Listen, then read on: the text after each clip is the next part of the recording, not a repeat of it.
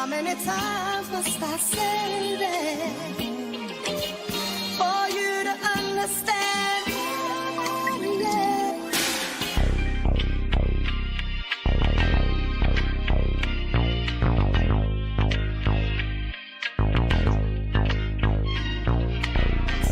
Put me in a game, Coach Smook. Put me in a game, Coach Smook. Put me in a game, Coach Smook. Put me in a game, Coach Smook. Put me in a game, Coach Smook. Put me in a game, Coach Smook. Put me in a game, Coach Smook. Put me in a game, Coach Smook.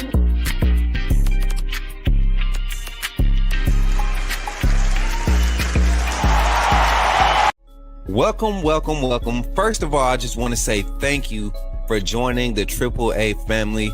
By doing so, you have committed to supporting this channel monetarily, and for that, I could not thank you enough. I'm glad that you saw fit to contribute to the growth of this network, and because of that, you have access to all the behind the scenes content that we're going to be placing on this channel. Backstage access to all the vlogs, VODs. We got all types of content. You will have early access to it. Also, any event that you see come out with outside with Coach Smook, or anything sponsored or partnered with Coach Smook, it will be preferred, and we will all make sure that we're all taken care of. This community is going to continue to grow. Don't miss out on any opportunities to network. We have other content creators. We have business owners. We got entrepreneurs. This is Coach Smook Network because we believe in networking. We want to uplift the community. So thank you for contributing to helping that mission, seeing that goal. And that's really what we're here for, right? We're here to uplift and continue to grow. So thank you for all your contributions, and welcome to the family. AAA, SOS.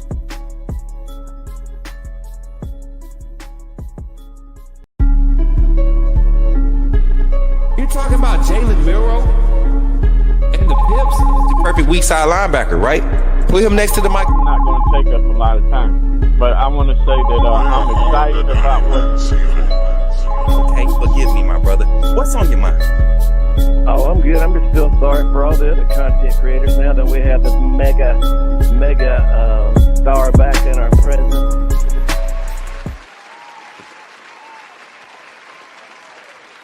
Let's go, baby. Let's go. Camera messing up. We're gonna fix it. It's gonna get fixed sometime throughout the show. Let me make sure. Let me see. I can fix it. I can fix it real quick. We can lighten it up just a little bit. Should be straight now. All right, we good. We can run with that. What's good, everybody? Everybody in the chat. I see y'all good looking people pulling up, showing love here on the Coach Smook Network, y'all. What I told y'all, man. We gonna always be here. Nay, what's good? Checking in. MJ, what's good? Jason, what's good? Eddie, how's everybody doing this morning? BT Sports Network. Shay Lamar, we don't give a piss about nothing but the tie 100%, but you guess what? We don't give a piss about nothing but being correct when we've released some information. What's good, Glenn T? Yes, y'all see it across the screen, man, at the bottom of the screen. Ryan Grubb has just been fired from the Seattle Seahawks. Ryan Grubb, and we talked about this yesterday in our Discord with my moderators. I told them straight up, I was like, we would have an announcement by noonish tomorrow. I said this yesterday. And sure enough, we have our announcement, but we also know that we've already here at the Coach Smook Network, we've already been talking about this. And this, it wasn't a surprise to us. It was just a matter of when it was going to happen. Just the simple fact that I was told that it was going to happen Monday, and it literally just happened. This is what we're here to talk about. Coach Smook and the Coach Smook Network doing what we do, doing our insight, trying to get that inside information for y'all. Ryan Grubb fired out of Seattle. Seattle Seahawks have fired Ryan Grubb. Let me make sure I get the right link up. Let me get the Ryan Grubb news up as you all bring it in. And then also, I got a special little fanboy moment right now. I want to give a shout out to somebody that I truly admire in this industry. And before I even give a shout out to him, I want to thank Eddie Wesley for coming through with a $5 super chat, man. Coming through, popping the show off, becoming the first co-sponsor on today's stream. People say co-sponsor. Yes, if you want to be a co-sponsor on today's stream, 5 gifted memberships, Cash App, PayPal, Venmo, or green super chat. Green Super Chats or better will get you acknowledged as a co-sponsor on today's stream here at the Coach Smook Network. And being a co-sponsor on the stream is very important. This is how you continue to keep the network growing, keep our exposure going, creating opportunities, monetarily supporting, creating opportunities for us to continue to advance and create a better product so that y'all don't get bored with what's coming out from Coach Smook Network. So Eddie Wesley, I appreciate you for becoming the first co-sponsor on today's stream, man. And hopefully I'm not talking too fast. If y'all can't tell, I'm clearly excited. This is some good news for Alabama. This is something that I saw in the workings probably like late October.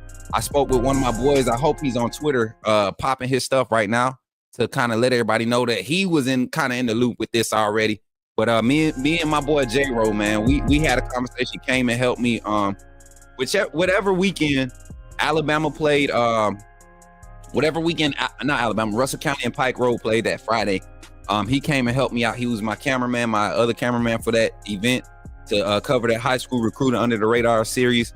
And he was very helpful, but he ended up asking me a few questions. He was like, man, what you think about the OC situation?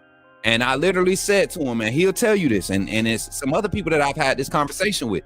I said, man, honestly, I think Nick Sheridan is doing a decent job, but I don't think he's fully capable or comfortable with what he has to do with having a quarterback like Jalen Milroe and operating this offense like Kalen DeBoer. Now, the play calling might be the right play calling, but the usage of Jalen Milroe and the timing, that is something that he continued to struggle with throughout the year.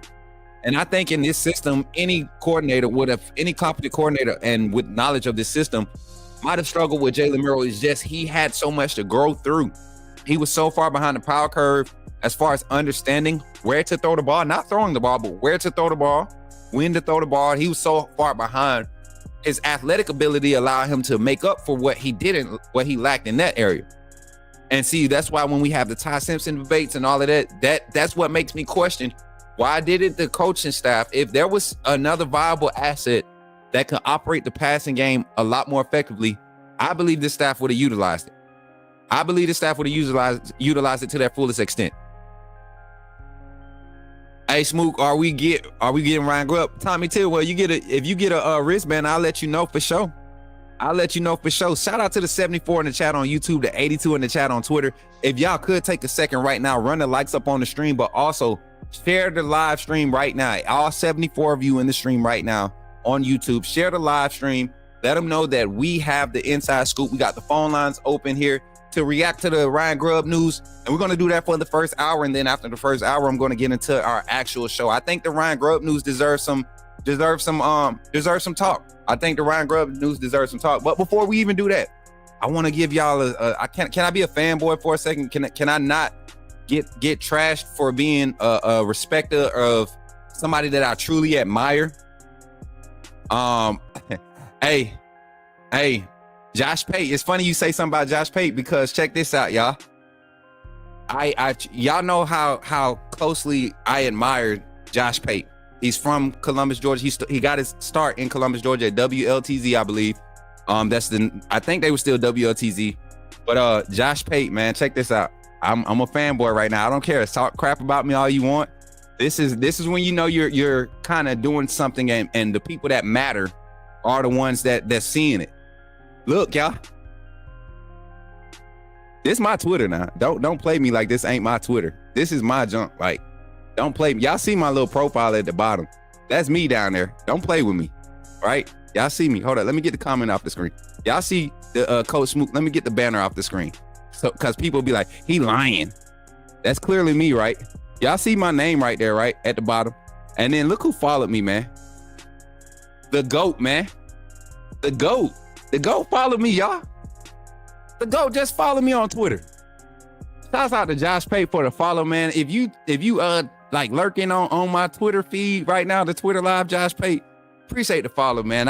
You already know. You know how I feel about you, man. This is crazy. My boy got the follow. Shout out to Josh Pate, man. Roll Tide, everybody. We're going to keep working. But we're going to open the phone lines, man. Immediate reactions right here on the Coach Smook Network I said late now. I got to update the banner. Coach Smook calling show. See, that's why I need a producer, man. Y'all got to help a brother out. One man band can't stand too long, man. It takes a team. But nah, we working. We're gonna keep working it. 334-625-1121. I want to hear your thoughts, your reactions to the Ryan Grubb firing news. And then let's have a conversation.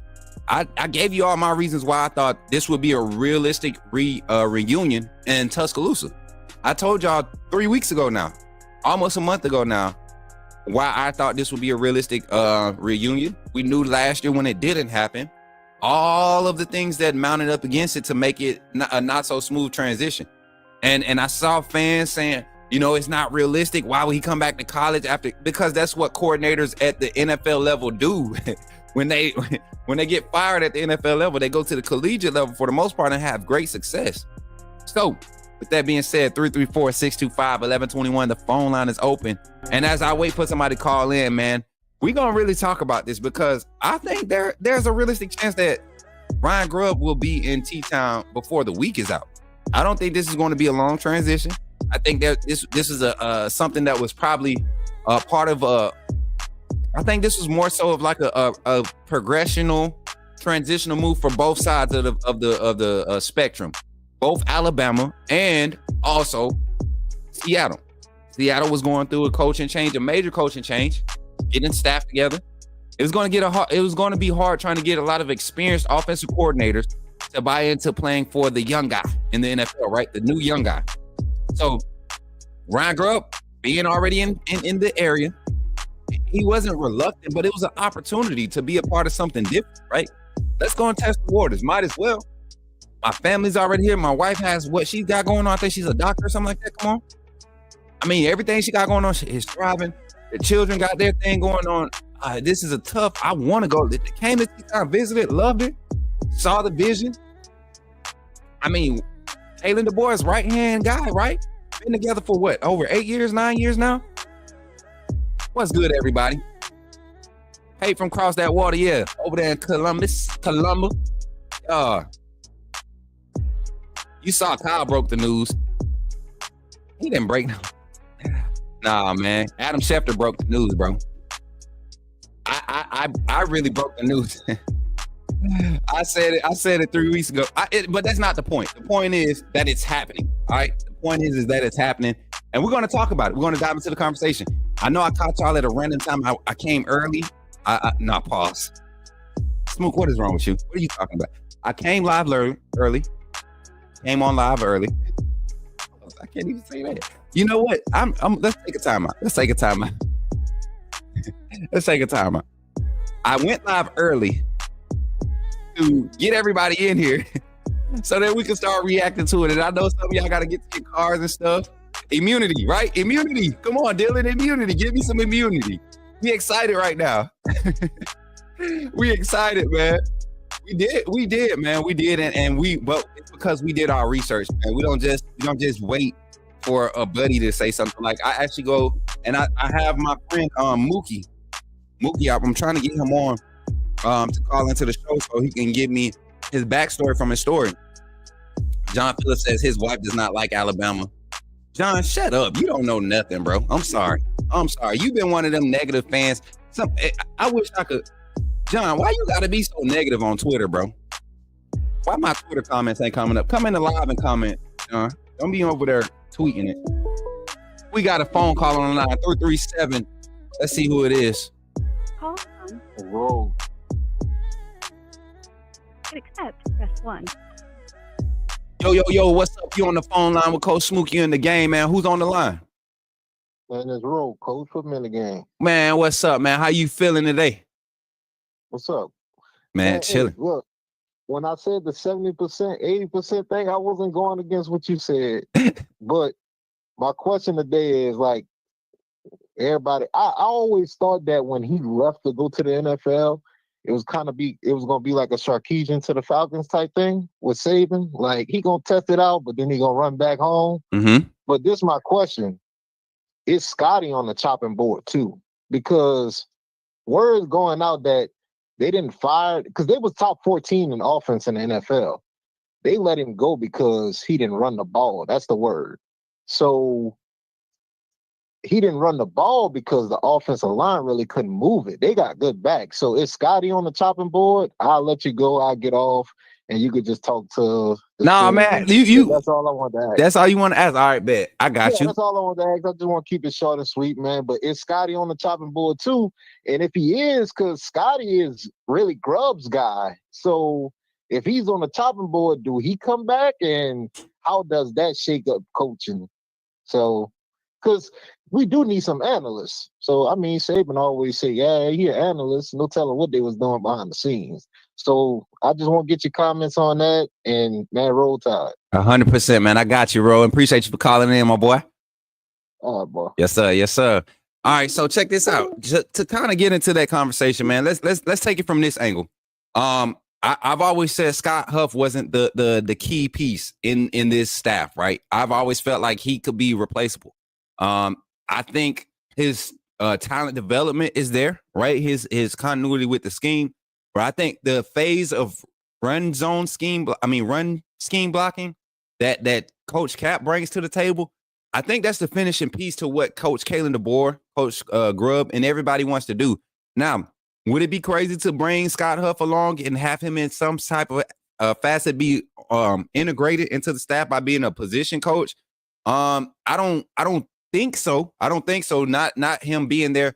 Now, I haven't heard anything about Huff being out at Seattle. Not really sure what that entails, because at the NFL level, like position coach evaluation is on a different level. At the NFL level, it's a different type of expectation for position coaches at that level. And if we look at what the offensive line did at Seattle, they weren't worse than where they were last year. But you could look at Seattle's offense this year and see where they just look lost. And like I said, I don't think it was necessarily just a Ryan Grubb thing. I just think they were really just trying to patch things over to see what this potential of this team would be under the new young head coach. And I think Ryan Grubb had, minimum success because of his lack of experience at the NFL level.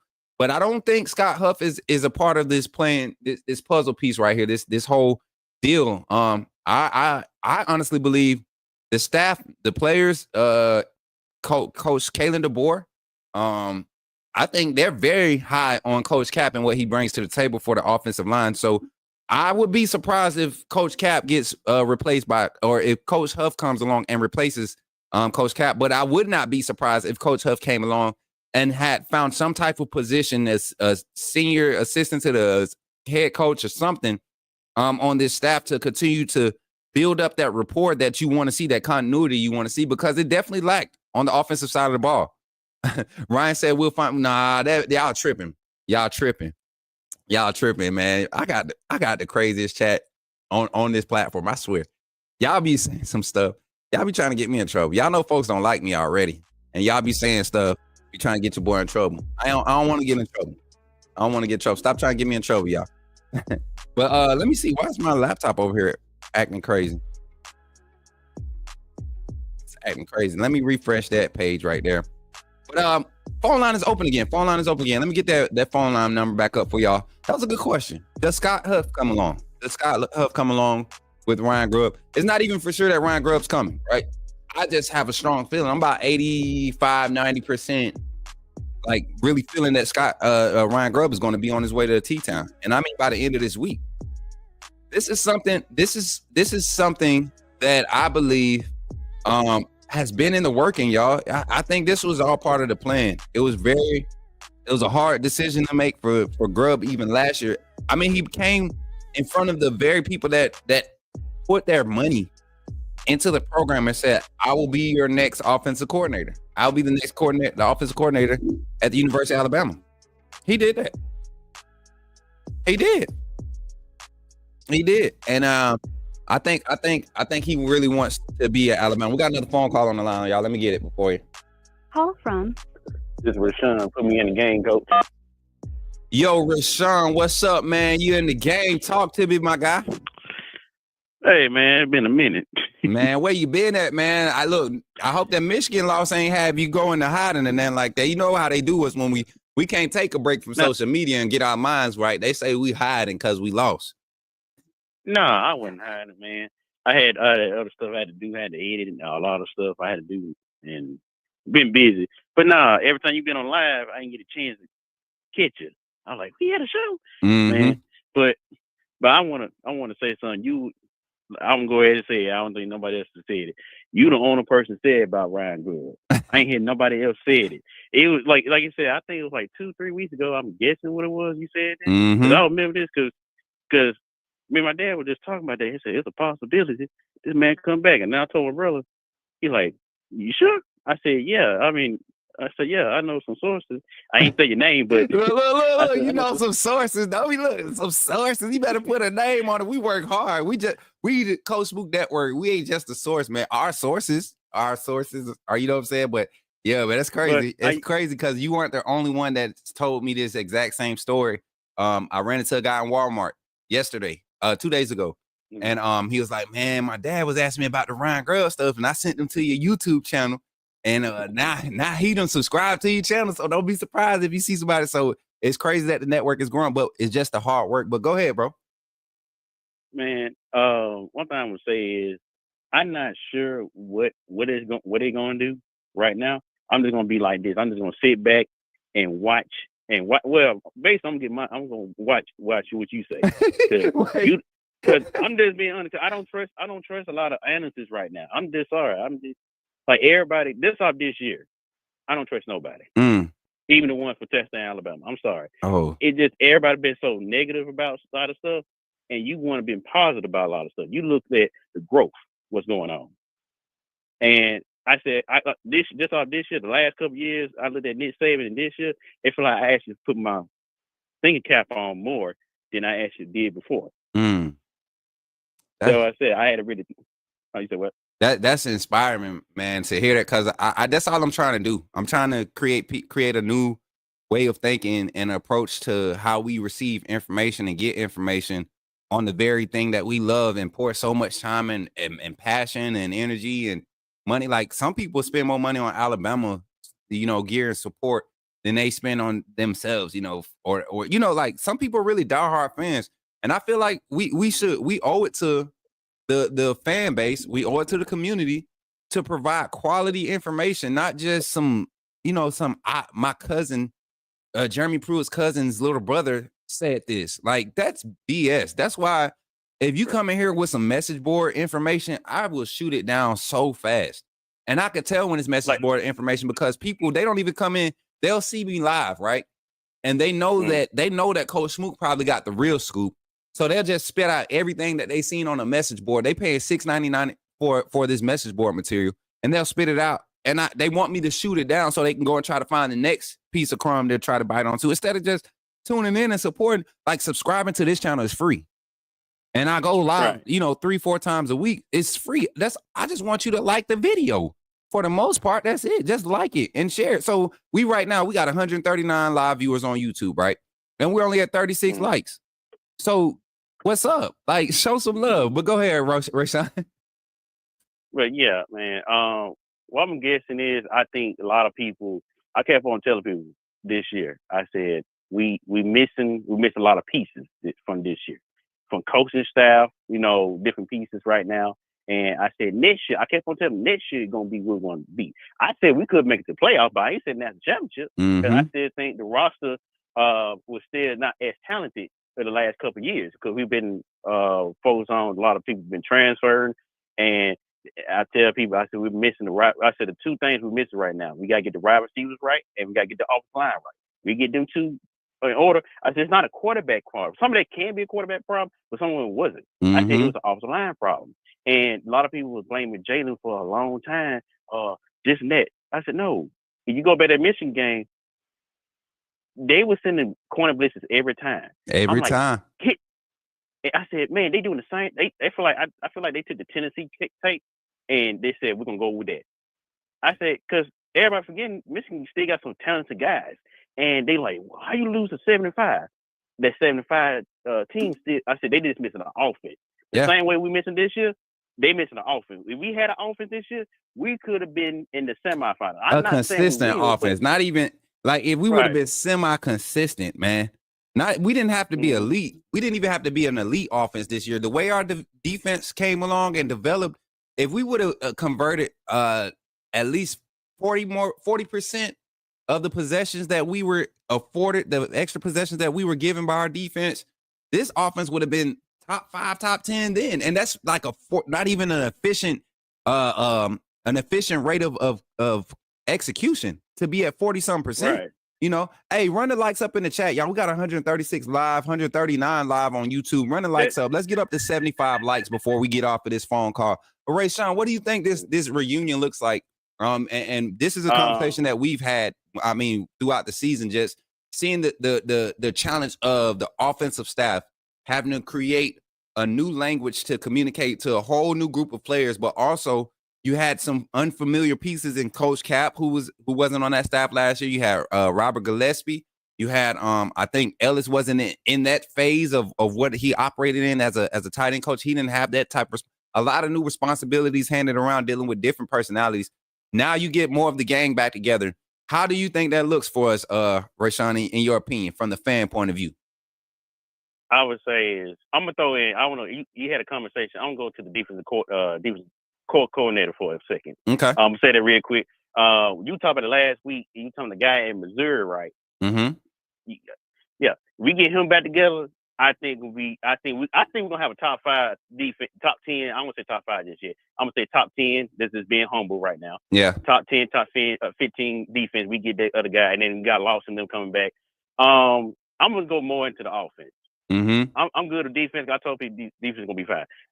Offense, we get Ron Grubb back. I think if they do get him back, I think Coach Sheridan go back to tight end, or maybe you never know. They probably work together, being calling the plays on offense. Because I think I still feel like Nick Sheridan still needs some experience calling plays. Yeah, I feel like real quick, I feel like Nick Sheridan this year, if he had to come into the same role, I think he would do a lot better. That first year, I mean, we saw moments where he just was dialed in. LSU game, you know, LSU had a pretty solid game plan. I saw 2 different adjustments in that game, and I saw more consistency in the mode of play calling, because the execution by the players was a lot better. Yeah, you know. But then you turn around and you look at the Oklahoma game, where you see play calls and you see it open, but you're wondering why we're going to. Well, we just had a left tackle problem the last 2 plays. Why are we going back to this after we just eliminate that problem? Well, that's what you do as an offensive coordinator. Just because you find that immediate fix don't mean you evade your initial plan. You know, if I got to dial it up on 3rd or 7, just because I just gained positive yards on the last 2 runs don't mean I'm going to run it again. I got to be able to dial it up. I got to trust that my left tackle is going to make up for those previous pass pro mistakes. I've helped them by calling the run plays and getting them into a better momentum, let them win a few matchups. So now he should be able to mentally focus and execute. And that wasn't the case for the most part of the season with both players and coaches alike on the offensive side. Well, here's the thing. We so excited about the offensive coordinator. First thing we should be dressing for the last, since 2021, I'm going to say this, since 2021, we need to get the offensive line straight. I've been telling people, we want to win a championship. We want to look like our old days. So-called people say I'm called the old Bama fans and all them so-called Bama fans. If you want to go back to the golden age, you got to get your offensive line straight first. I don't care who on it. I don't care if it's Russell. I don't care if it's Austin Matt. I don't care if it's Ty Simpson. Get them guys, fix that offensive line first. Then we can talk. Then we get back to the golden age of Alabama. Because I didn't like the fact I ain't talking about it's not Nick Saban's fault.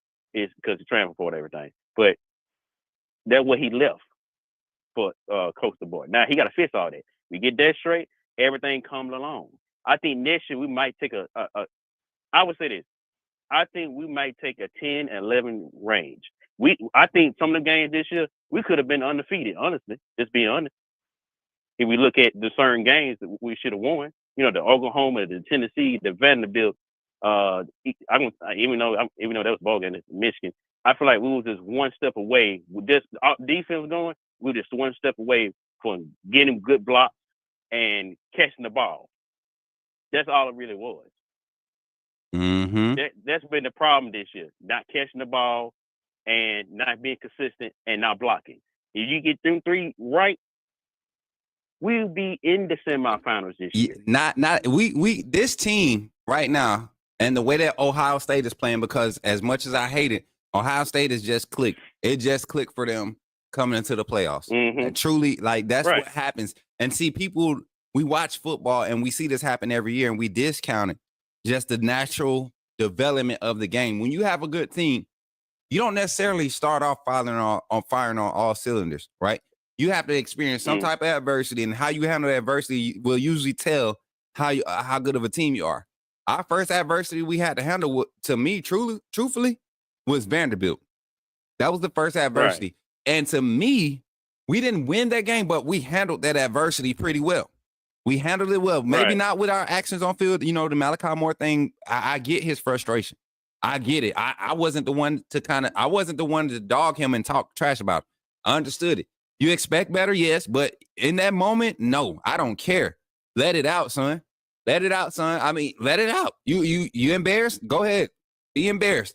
Embarrass yourself some more. But now, let's pick it up next week. And they did. They turned around the following week and they picked it up. And then throughout the season, it kept showing adversity. But how good teams handle adversity, we were inconsistent in how we handled it. Look at the Oklahoma game. We did not handle that adversity well, man. Guys were dropping passes early in the game. Jalen Murrow evaded the middle of the field reads. He evaded the middle of the field reads. Stop handing the ball off. He did not handle adversity well, and that went into a whole different spectrum of a conversation when we're talking about play calling, how to consider play calling when you're in those type of situations. So you're absolutely right, man. We get this offensive line more consistent. It kind of eliminates some of the thoughts process of the quarterback and the quarterback position and the play calling. You can really dial in on play calling and mix it up if you want to more, because you got a solid offensive line. Let me ask you a question real quick. Mm-hmm. So you said we were thinking about offensive line and everything. People saying Clayton LeBoy is a terrible how. How is that? This is what I'm thinking about. But everything you just said, drop balls, everything. If this man come in next year, because I'm just thinking about, you on 9 wins, right? Mm-hmm. And we talking about we want to find this man. It's crazy. It's like, it's kind of mind blowing. I can just sit here thinking about, like, if the players did the right thing on this team, nobody will be talking mess about him. He's actually one of the best hires we probably had in a long time so far in history. I'm talking about, like, even though I'm in my 20s, I can't tell you outside of that. But so far, what I see outside of Nick, he doing something with a young roster. Remember, Nick Saban said this whole secondary gonna be challenged. They probably stepped up more than the rest of the team this year. I would say that 100%. Herbert and them 100%. And then now they talking about what's gonna happen to the defense. The man proved K. Womack came in and put the defense least. I don't know what record they was, but I know they got at least be the top 25 or top 15 for how offense play nowadays. They at least got to be in the top 15 just off last year. I'm just guessing. I don't know. But nobody expecting this team to be that good. They were just missing the consistency. If they get that right next year, nobody want to play Bama next year. They better hope they don't get Ryan Grubb. And they get my 2 quarterbacks right now. I don't know. I'm not sure about Ty. Ty got to prove me. I'm treating like Jalen. Like everybody how they treat Jalen, I'm gonna treat Ty the same way. He gotta prove me he can win. If you can't not prove me he can win and go out there and do, because if you treat that boy like if you treat Ty like some of these fans treated Jalen, bro, you gonna have to get up you got a ring door camera at the crib. Man, yeah, I got a ring door. I don't care. What they gonna do? You can't fight me for something. I'm like, y'all don't pay that. These folks, man, the way they was coming for Jalen, you would have thought Jalen had a losing record as a quarterback at Alabama. Like, like that man ain't got a SEC championship victory under his belt. Like, he ain't undefeated against the Auburn Tigers. Like, he ain't ever been to the playoff. Like, come on, man, you would have thought this was the worst college quarterback era of Alabama in Alabama history. And we had to sit through John Parker Wilson. I had to watch John Parker Wilson. Ty ain't proved me nothing to say he's a winning quarterback. Give me, I got to see, I do every player on there. I don't care who you are. Jalen at least proved me, said, I can win some games. I can do this. Ty been there for 2 years. The same way y'all had that same is with Jalen been there for almost 3 years. I said Ty been in the same way. This is third year, almost his third year, third year. He been in the system. And I want to keep reiterating this, thing. Rayshawn. I want to keep reiterating this as we wind down the phone call that I'm not against Ty Simpson. I just never thought he was better than Jalen Milroe. That's been my argument. I just don't think he's better than Jalen Milroe, and I think the staff agree with me because look at the opportunities. Let's be honest. It was games. Y'all see me live during games, right? I'm calling for Jalen Milroe to get to, and I'm calling for Ty Simpson to get out of opportunity. It's only right. You have 4 scholarship quarterbacks on the roster. I need to be in that room and ask Kalen DeVore, Nick Sheridan, Jamarcus Shepard, Chris Cap, why didn't Ty replace Jalen Milroe? Why wasn't it even a thought in the Michigan game, Coach Kalen DeVore? Why wasn't it a thought? Because, why do you not trust to hand the reins over to Ty outside of an extensive, extreme situation, i.e. injury, Jalen Milroe opt-out? Why? Both of them inconsistent. That's the thing. Too much you inconsistency. Have both quarterbacks. That's what I've been telling people. People don't want to listen when I say. They think I'm stupid or something like that. No. I know I'm not at practice, but they can tell you the past 2 years with two coaching staff, and the one who won national championships to tell you, hey, this guy have not been consistent. With a new coaching staff, with a new quarterback coach and everything, why are you not telling me something you're not doing right for the last couple of years?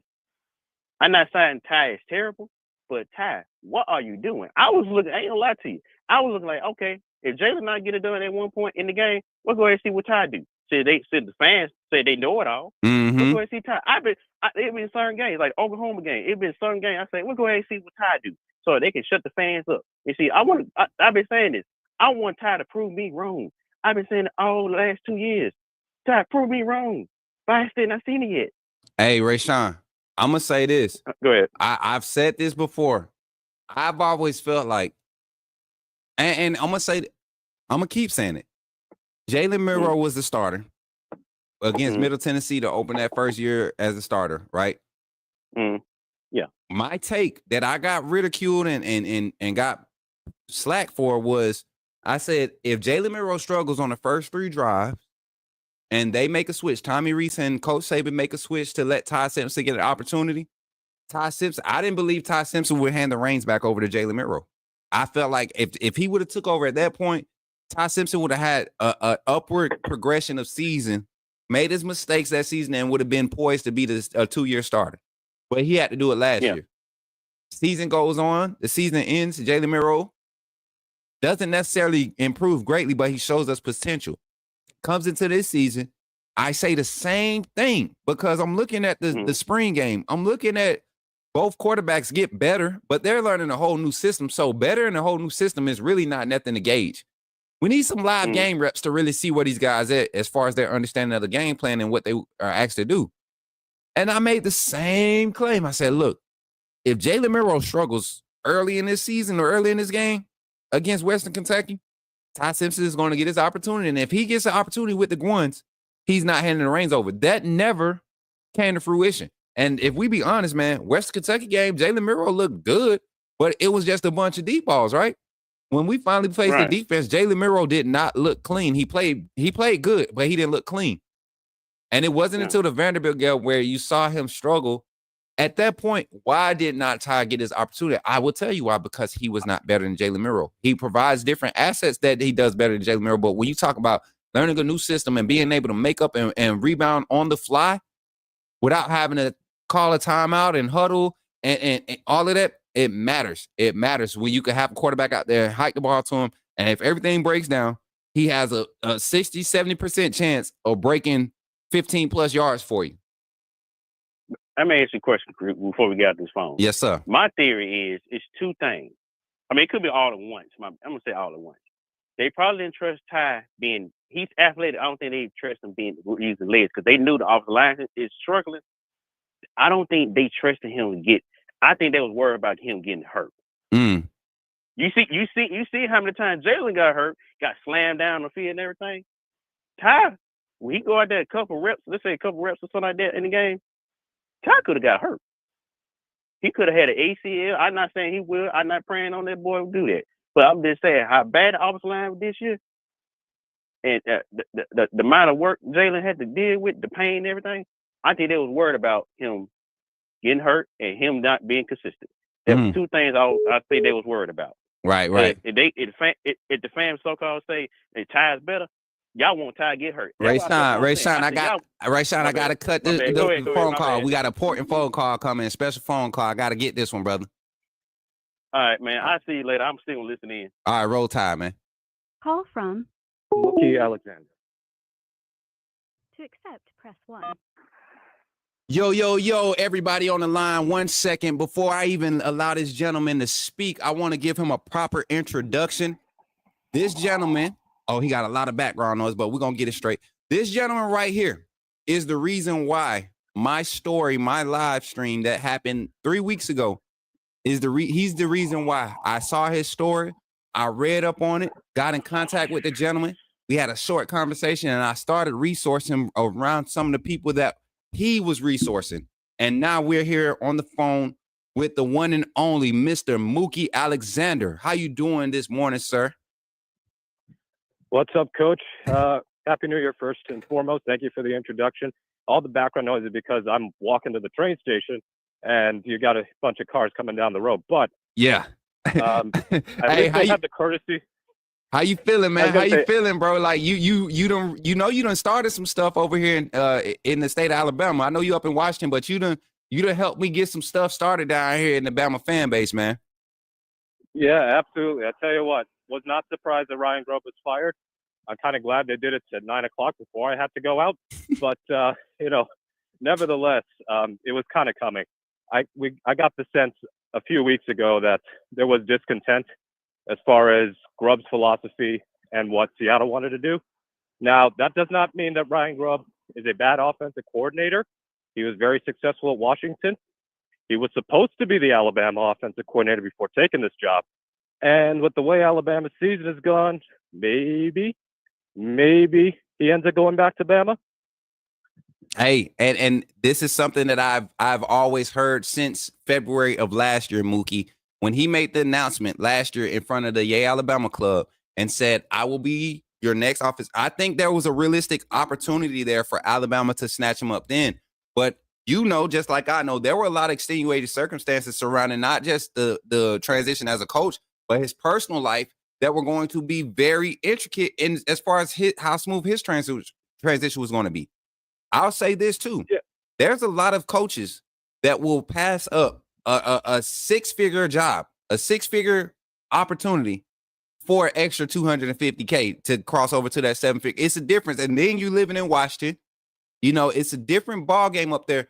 And I just knew from a philosophical standpoint, there will be a lot of clashing. So to hear you say that, and for everybody that's trying to wonder who I'm talking to, this is someone who lives in the state. They cover the Seattle Seahawks. They cover all of the sports in Washington. So this is not just me talking about it. This is somebody that's there. Kind of like I'm here in T-Town. He's there. So what else you got for us, Mookie? Yeah, I've kind of heard through the grapevine that even sometime back in the bye week, there was it was trending the wrong direction for Grubb. I mean, the lack of play action, the pass-heavy approach to the offense. They kind of went away from what made Geno Smith a very good quarterback the last couple of years. Mm-hmm. And even though Geno had over 4,000 yards passing and this and that, threw 15 picks, the offense wasn't as efficient. They couldn't run the ball. So the NFL and college aren't the same. And exactly. I think people got to really understand that it's impossible for it to be the same because, like, the hash marks are different. Their rules are different. You can be 3 yards down the field as an ineligible lineman, can only be one in the NFL. So, look, Grubb, very successful at UW and Fresno State, but I don't think he was the first option as Seattle's OC, and there were just too many philosophical differences between him and Mike McDonald. Facts. And I'm sitting here in my chat. I had to acknowledge something. But Mookie, I know you got a short time, man. Your thoughts on the realistic possibility of Scott Huff possibly being out the door? I don't think that it's a possibility. I think they're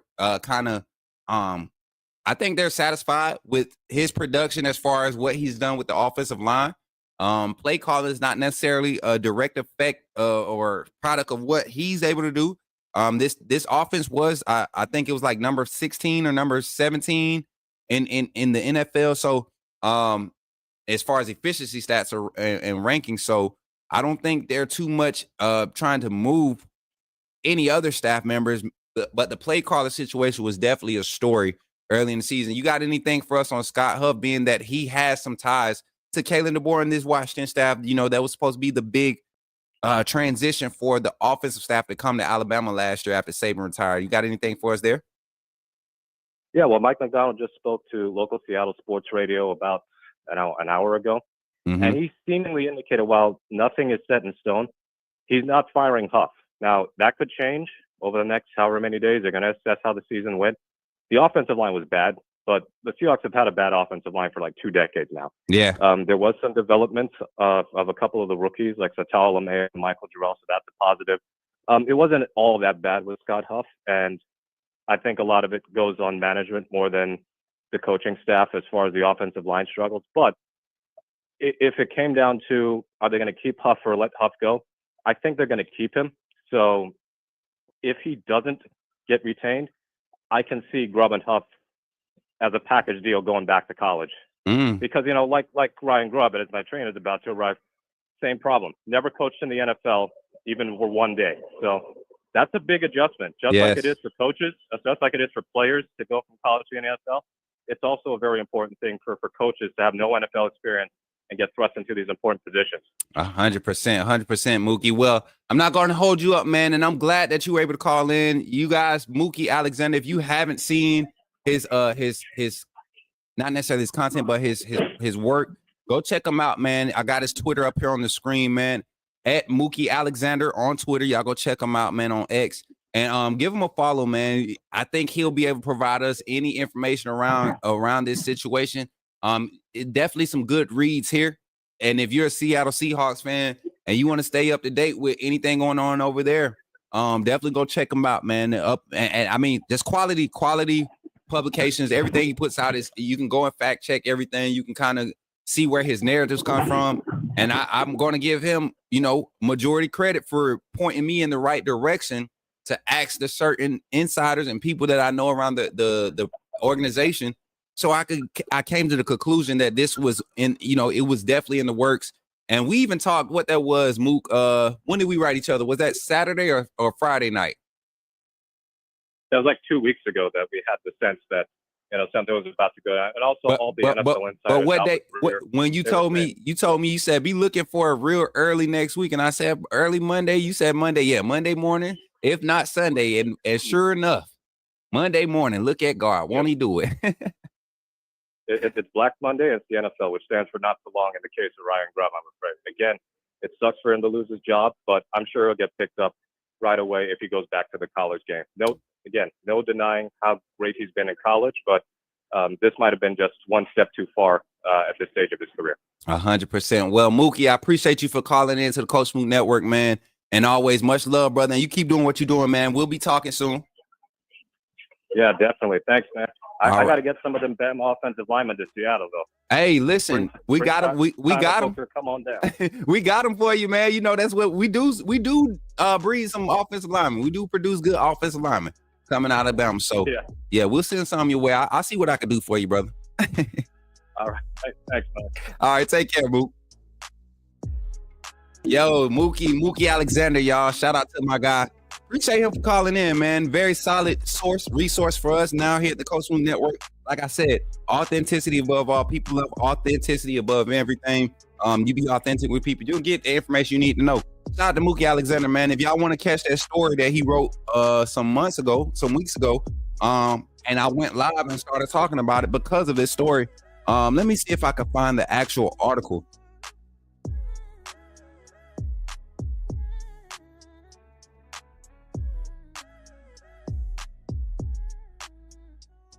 And it's crazy because he didn't even get to write his article for this yet because they okay, now it's mainstream news. And it's funny, guys. I would love for everybody when I go and get this link or y'all have seen it already. The next round live, they did something on it, I believe 2 days ago or this Friday. And I saw y'all, clapping, making sure everybody knew that Coach Smook said it first. But Lance Taylor came out and said publicly he felt like Ryan Grubb was going to be coming back to Tuscaloosa to reunite with Coach Kalen DeBoer and staff. And I don't care to get credit, man, but I appreciate y'all support, man. I appreciate y'all support because people are looking. I've gotten some phone calls. I got some messages. Basically not trying to muscle me, but trying to figure out how I know, and it's because we do the work. So 334-625-1121. Phone line is open. Final reactions to Ryan Grubb being fired at Seattle and the possibility of him coming to T-Town is seeming like a more realistic thing every day. I mean, by the minute. And I'm telling you, I feel like it's going to be a fast move for Alabama and this staff.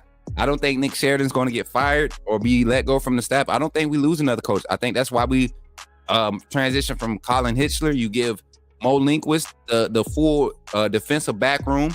Then you bring Chuck Morrell, who had experience as a defensive coach on your previous staff at Washington. You move him over to that side of the ball. He's no longer just a personal assistant to the coach, right? He gets an on-field position. And then Chuck Morrell, believe it or not, this is a quality playing developer. You start giving a quality play developer, a player developer, quality talent, you're creating a monster. You're creating a monster. That's why Kirby Smart was able to ascend the way he was. He developed defensive backs at a high rate. I mean, freshman, sophomore, whatever, he would mold and develop defensive backs. And you see it kind of falling off at Georgia now because the style of development for the defensive back is changing. But I like these moves by the Alabama staff. Greg Byrne, go ahead and hit up Ryan Grubb. I do want to say something before I open the phone lines. All these comments about divorce the wife, y'all are crazy. Anybody that think listen, I found the woman of my dreams recently. I found the woman of my dreams.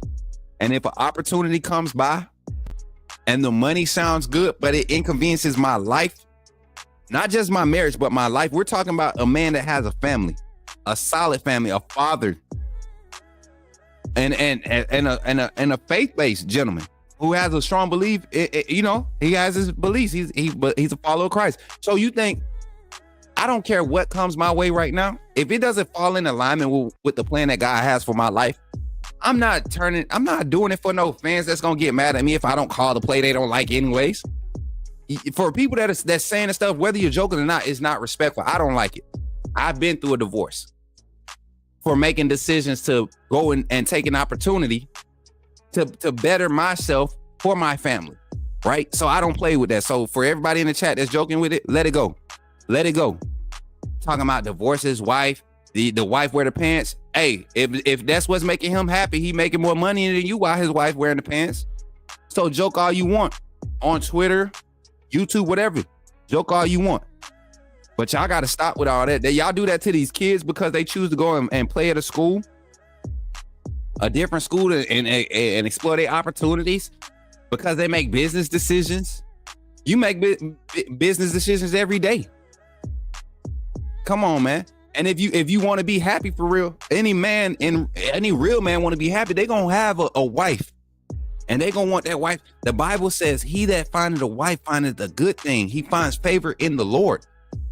A lot of your experienced, blessed and super moguls and stuff, they have a strong woman right next to them. So y'all better stop. It might be best that he took a year to cater to his wife so he could say, babe, this probably ain't it. Now we tried it your way. I love you, mama. But let's go down to T-Town. Them people, they got good barbecue down there, baby. You don't remember we went down there? I know you didn't go to what's the barbecue spot in T-Town, y'all?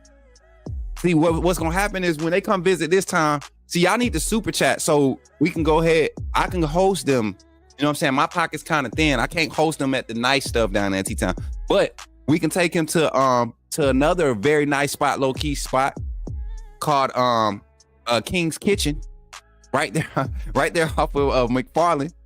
We can go to King's Kitchen, get them some of that soul food. All she need to do is eat some of them greens, that fried chicken, that macaroni and cheese. Get her some of that homemade cornbread. And I even pay for her extra side if y'all super chat enough. I'll get her some extra sides. I'm telling you, I get her some extra sides. They'll be in T-Town tomorrow. King's Kitchen, I think they off of Hargrove. If y'all ever in T-Town, go to King's Kitchen off of Hargrove. Soul food. I swear I had to go back there and check. Y'all remember I went live last year when we was at King Kitchen? I had to go back there and check and make sure my grandma went back there. Or my aunties and them. I had to go back there. I had to go investigate. I started walking in the back. The lady was like, sir, what's wrong? I was like, my grandmother passed in 2005. If she's back there playing games with me, somebody's gonna get up, man. If my grandmother's back there acting, and she been hiding from me all these years, all the pain I've been going through, she back there cooking all this good food, I know the she ain't. No, she ain't. Not while I'm out here hurting, getting my heart broke by these little stanky scallywags. I need my granny, and she back there cooking this good food. Oh yeah, it's about somebody's get whipped. And I had to go check, but they calmed me down. I was like, sir, just bite the chicken. And I bit that chicken, and I allowed the Lord to calm me down. And I took a deep breath. I kept on eating the food, and it was so good. So I feel like if we can get the Grubb family over to King's Kitchen right there off of Hargrove, that's the deal. We'll seal the deal. And y'all heard it from Mookie, man, on a serious tip. He said this could be a package deal with Scott Huff and Ryan Grubb. So good stuff. Good stuff here with the Coach Smook Network. We getting y'all the inside scoop. Let's get the likes up. I told y'all if we don't get it up to 100, we got 166 people in the chat. Can we get it up to at least 75? We had 68 likes. Let's get it up to at least 75. Let's get up to 100. No, let's get it up to 100. I think getting Mookie on is worth 100 likes. I don't know about y'all, but I appreciate him taking time. And he's at work. He's at work taking time out his day to call into the Coach Smook Network. I mean, little old Coach Smook Network. Listen, we ain't losing, y'all. We not. Come on, fam. Hit that super chat. Show your appreciation. Hey, appreciate that, Eddie. Appreciate that, Eddie. Let me see. Headed to T-Time. That boy gonna be, that boy, Ryan and the family are on the plane right now. It might just be Ryan. Wifey might have to work right now. She out securing that big bag she be making. But nah, man, on a serious tip, y'all gotta chill with all that divorce talk, all that craziness. Leave your wife. If you really feel like that, you probably a miserable person. If you really care more about football than somebody's family life, that's sad, man. I'm all for somebody's family. Like some of these players, I would, man. I'm glad Peyton went to Oregon. I'm glad Peyton Woodyard made that tough decision. He wanted to be at Alabama. I'm glad he went to Oregon. I'm so proud of that young man, and I can't wait to see him thrive on the field next year. Love the Woodyard family. My boy Eddie Wesley coming through with another super chat, $10 super chat. My boy said, come on, fam, hit the super chat. Let's go. Appreciate you, my guy Eddie, with the 10 beans. Let's go, man. Yeah, let's go, man. Say it again, Coach Smook. Hey, I don't know what you want me to say again, but I'm going to say it again. If you don't think family come first when it comes to football, you're weird. I promise you, my family, if my daughter was to call me right now, Daddy, I need you to come get me because I want, Daddy, can I come live with you? I'm gonna go have that conversation.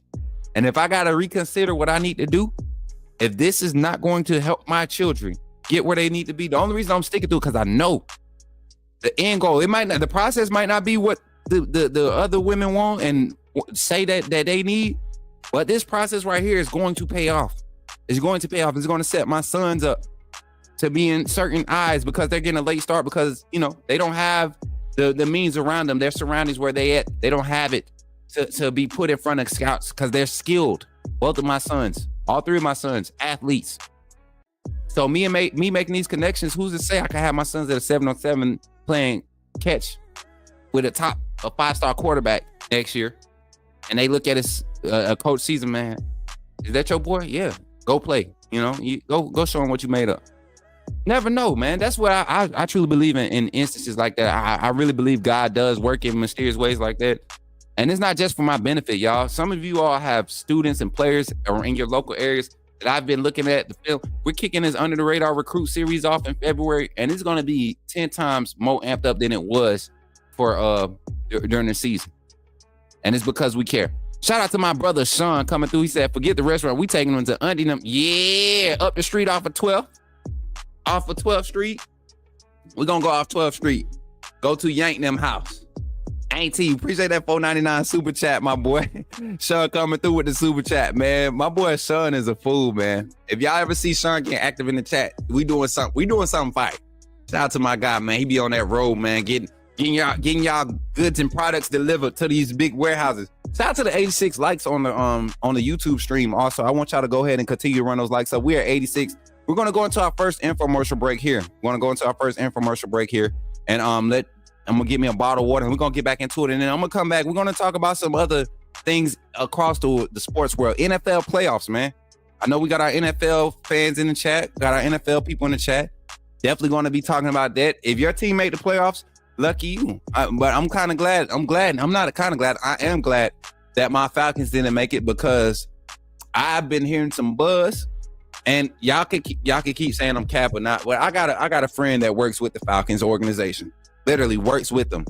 Actually, I have 3 connections to the Falcons organization. I have one that literally works with the Falcons organization. I have a friend that does the merchandising department. He's a part of their merchandising. And then somebody that's like higher up, they buy season tickets and everything. And I got a lot of friends in the Atlanta area that are tied to Michael Penix era has begun in Atlanta.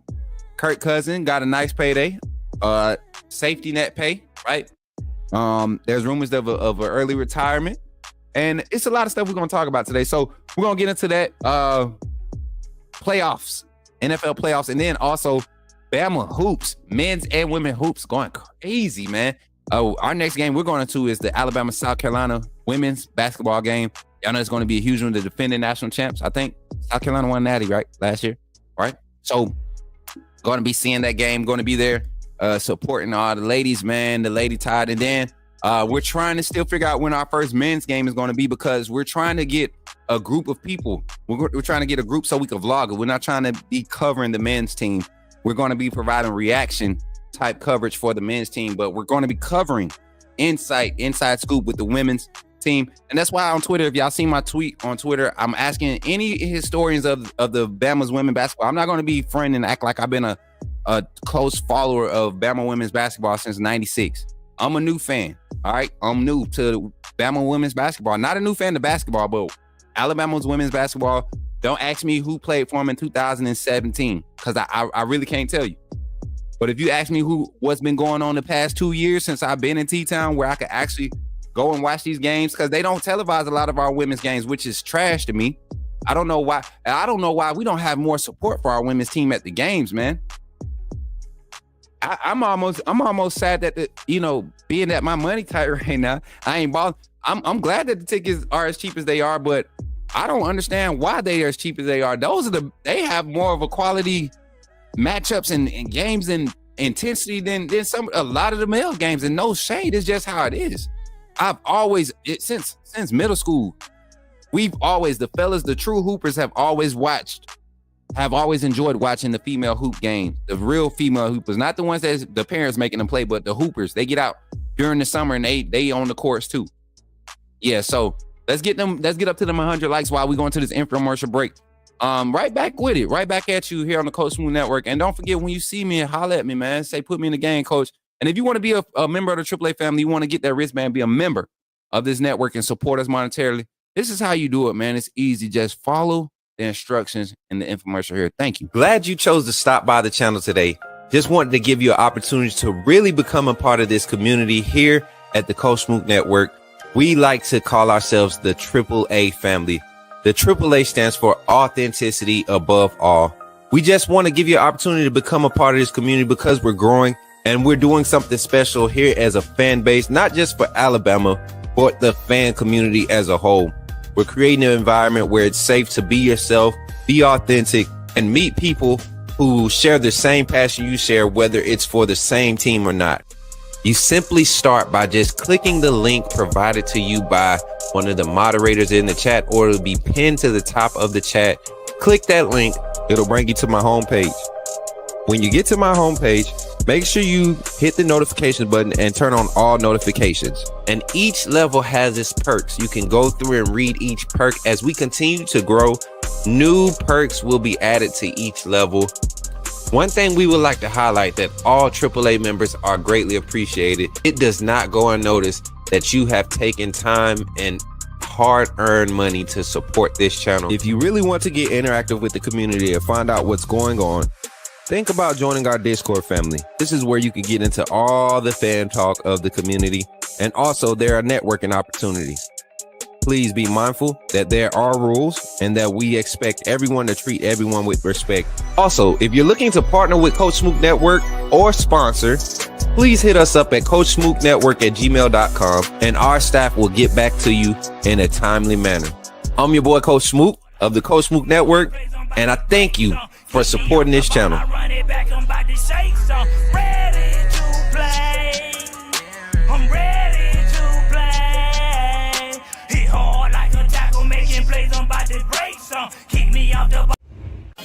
How many times must I say that for you to understand? Yeah.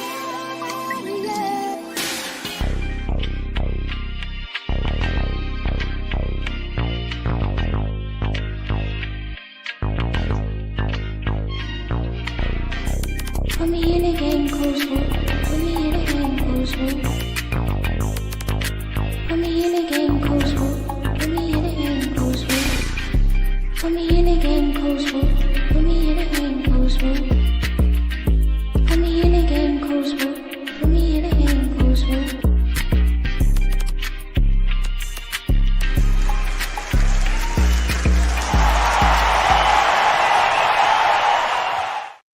Yeah. I like that, man. I like that little jingle, man. My kids, yeah, that's my daughter on the track, man. If y'all hear the voice, that's my daughter. That's my daughter. I did a little edit. We're gonna actually put it in on a, like an actual track, man. We're gonna get my daughter's voice. I like that little vibe. Y'all like that jump, man. Give it up for my baby girl, Mari. Put me in that game, Coach Smook. Put me in that game, Coach Smook. My baby did that, boy. My baby did that. Y'all can't be hating on my baby now. Come on, man. That mud ride now. Come on. Hey, on some real. On some real.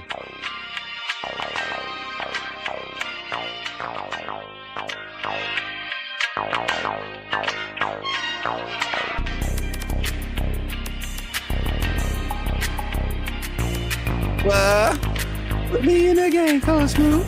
Put me in the game, Coach Smook. That's all right. Tell the truth, man. Tell the truth, man. But that's just the yeah, that's that baby Smook. That baby Smook. Nah, for real. Y'all gotta be on the lookout, man. Dooley Gang the Fam, show me some records, man. They working on the new intro, man. They working on the new intro. We're gonna launch it. I think I'm gonna do it today. I think we're gonna do it on the night show. I think I'm gonna do the AAA segment. It's not a new intro. We got a new segment transition, and the beat for it is just fire, man. And the song, y'all know my brother Show Me of Dooley Gang the Fam. He doing all of our music here on the Coach Smook Network. Anything I don't edit that you hear on this network is probably gonna be from him. I'm telling you right now. As we continue to add more talent to the network, we're not just a sports team. We got a sports coverage network. We do IRL content. I'm a chef. I'm just playing. I ain't no chef. I'm a dog trainer. You know what I'm saying? The hood dog trainer. What else I do? But no, let's get into this conversation, man. We got NFL playoff talk, man. Yesterday, some crazy good games, man. Y'all saw a big game yesterday that I was tuned into. The Detroit Lions, man. How they secured the win yesterday. Let's go to the scores from yesterday, first of all, before we even jump into it. Everything. Can I share screen or can I not share screen? Here we go. We got a little issue over here. Let me see. Get this beat back up over here. And then share screen. We got it here. All right. Jumping into the conversation. Some NFL scores. All my Ravens fans in the chat. I know it's a lot of y'all in the chat, man. Doggone Ravens fans in the chat. I know it's a lot of y'all. It's a lot of y'all in the chat. And I can't even be mad because I like the Ravens too. I like the Ravens defense historically. Like I'm a Ray Lewis era Ravens fan, you know. Who was the quarterback I used to like for the Ravens? I forget his name. Not Joe Flacco. It was before Joe. Who was before Joe? I forget. But I used to be a Ravens type guy. Just cut. And then the purple and black has always caught my attention. But yeah, the Ravens beat the Browns. Always love anytime a team from Ohio loses. I love it. I love it. So shout out to the Ravens for beating the Browns, and they had already secured that playoff spot. So kind of just seeing them finish the season strong. You got their the Bengals, tough game, tough win over the Steelers. The Steelers still in the playoffs though, right? If I'm not mistaken, we're gonna look at that bracket. Again, the Falcons and Panthers. Yes, our Panthers lost. Our Falcons lost to the Panthers, but there was a lot of positives. I watched that game, that shootout. I watched it, and the second half to me showed tremendous composure for Michael Penix. I can't wait till we get some more pieces on that offensive line. Get some real defensive linemen that's going to be able to get to the quarterback, and I think my Falcons going to be a contender in the NFC next season. Where else? We got the Commanders beating the Cowgirls. Love that. Jaden Daniels doing this thing. Trey Lance didn't look bad for the Cowboys, though. It hasn't looked bad, honestly. I think you turn the page. Leonard Fournette is available as a running back. Cowboys, if you want to get a quality running back, go get Leonard Fournette. A lot of tread on those tires. Go get him. That's my personal opinion. Leonard Fournette, go get Leonard. He's in he ready. He want to come back. So go get him this offseason. You got plenty of time to do it because you ain't going to the playoffs. Yeah, the Bears Packers. Y'all know that rivalry. Packers still in the playoffs, I believe, 11-6. Bears come in with the upset. Caleb Williams, I think he's going to finally turn the corner next year, and really show how quality of a quarterback he is. I know a lot of people thought he was overrated in college.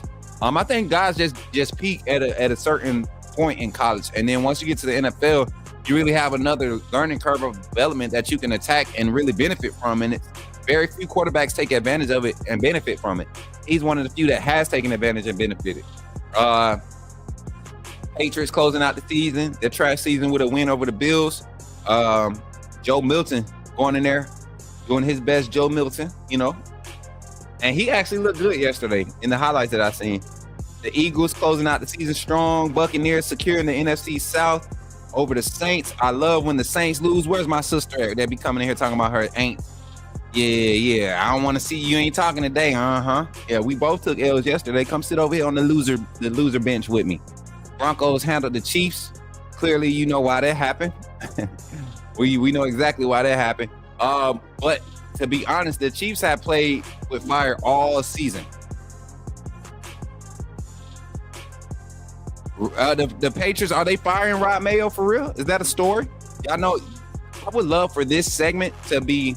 I'm looking for somebody to come on and that really is dialed into NFL ball, like fully dialed in. I follow it. I'm not dialed into it. I just react to it based off of the news that's coming out. If we have somebody in the community, I don't call y'all fans, in the community that is doing content, right? And they're very high on NFL, following the NFL content, get in the Discord and hit me up. I'm not opposed to sharing this platform for these segments. Like, I'm not opposed to it. Creates value for the network. I want to be able to put other people's faces out there. So when we talking about some football, NFL stuff, your voice can be heard. The Dolphins, man, losing to the Jets. Let me tell y'all something. Tyreek Hill, the way he did that interview, that's what media is becoming. That's what this age of football. We talk about it happening at the collegiate level. Well, it's happening at the NFL. They're practicing for the NFL. Who does that? Who's on the interview? And I understand you're frustrated, but who does that? You give a little slight thank you, and this is a professional, right? And I love Tyreek Hill. I think he's more than warranted to express his frustrations. But there's a level of accountability that must be had, and I don't think that interview was the time to do it, to say what his plans were. And all it does is create unnecessary drama. And then them Lions and Vikings game, man, I remember the trash talk before the game. The Vikings, I forget what wide receiver it was for the Vikings, but he swore up and down that the DBs in Detroit weren't going to be able to, there was going to be a mismatch problem. And TA and those boys went live yesterday, and they talked about how they only gave up, three field goals in the whole game. And Jahmyr Gibbs went crazy yesterday. I think he had 5 total, or was it 4 total touchdowns yesterday? So let me see. Yeah, right here. It says it right here. 4 total touchdowns yesterday by Jahmyr Gibbs. They secured the number 1 seed. Jared Goff had a crazy game yesterday. Armon St. Brown, probably the number. If I had to rank wide receivers in the NFL right now, I think Armon St. Brown is number 3, number 4 best wide receiver in the NFL right now. Anybody disagree with that take? Armon St. Brown? Right? So I appreciate y'all for being here. 118 in the chat on YouTube, 318 in the chat on Twitter. Now, let's transition to some college basketball. Alabama basketball, y'all. NFL. Oh, no, my fault. We still got to talk about the playoff brackets. I'm sorry. Y'all about to have me moving too fast. We done handled the hot news. What's y'all playoff brackets look like? I mean, what's your playoff predictions? Let's go ahead and get some early predictions. And for our playoff bracket, let's get on this right here. Got it full screen here. Playoff bracket prediction. NFL playoffs. Let me get a banner made real quick, and then we're gonna dive into the conversation. Let's talk about the first round of games. So as you know, the Chiefs and the Lions have their first round bye, right? And before we even talk about this, let's just make this PSA. NCAA, CFP committee, go ahead and adopt the NFL playoff format. Let's go ahead and adopt it. We're paying the players. We got 16 teams. We got 12 teams. Let's go ahead and adopt it. Let's go ahead and do it. All right, so wild card games. Let's go wild card. You got Texans with the Chargers. We're gonna start in the AFC. We got the Texans and the Chargers. I think this is probably going to be the best game of the wild card series on the AFC side. Looking at the Texans, man, D'Amico Ryans and the Texans squad. You saw the type of leap they made last year as his first year as a head coach. This team has been up and down this season, but they've been consistently in the pack, in the mix. The difference between the college game and NFL is you can really see a true team be gone for 3 weeks and then all of a sudden they show up. I feel like that's the situation with the Texans.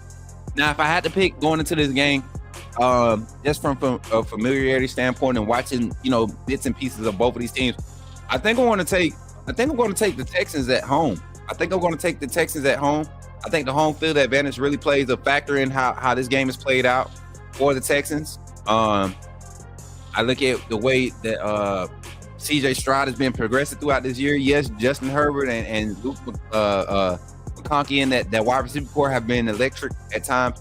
But I really have a good feeling that the Texans are going to be able to have some real ball control. Joe Mixon is running the ball really, really well right now.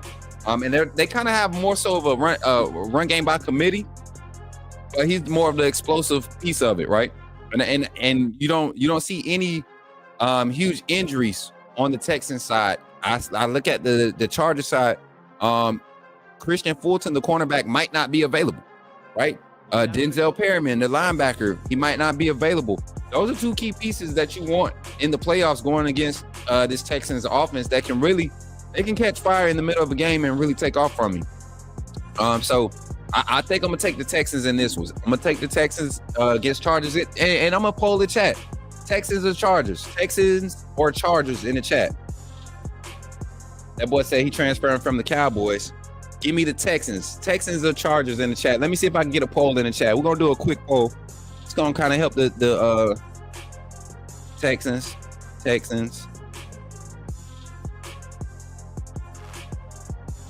Houston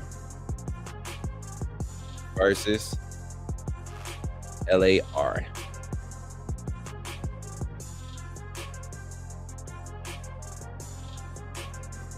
All right, poll is in the chat, y'all. We got 119 people in the chat, and we just hit our 100 like goal, man. Thank y'all. Let me get the horn out for y'all. Y'all acting up again. I love y'all. Give me that horn, baby. 100 like goal on the screen, baby. I appreciate y'all for doing what y'all do, man. Thank y'all for supporting the Coach Smook Network. We had 100 likes on the stream. Continue to run the likes up. Don't stop now. Let's get up to 120. Let's get up to 120. We've had over 140 viewers, peak viewers on the stream today. So keep it going. So we got the poll in the chat. I got y'all running it up in the chat. We're going to let they get up to 25 votes. We'll let it, once I see it's at 25 or more votes, I'll stop the poll and then we'll move on to the next game, which will be, kind of start talking about it. Somebody said that the Chargers defense, I said, dang, I put the Rams. I'm sorry, y'all. I meant the Chargers. I didn't mean the Rams. I'm sorry, y'all. I put LAR. I should have put LA.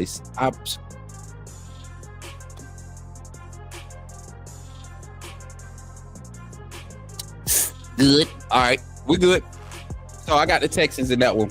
I see y'all running the votes up.